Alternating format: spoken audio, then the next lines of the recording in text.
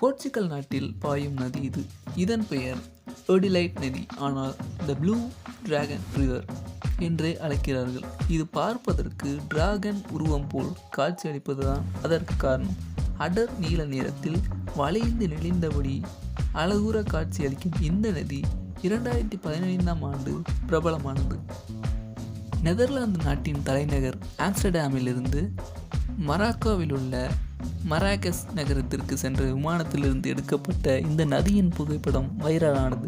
நதியின் நிறமும் அதன் செல்லும் பாதையும் பலருடைய கவனத்தை ஈர்த்தது. நீல நிறத்தில் டிராகன் போல் தோற்றம் அளித்ததால் அதற்கு த ப்ளூ டிராகன் ரிவர் என்று பெயர் சூட்டிவிட்டார்கள்.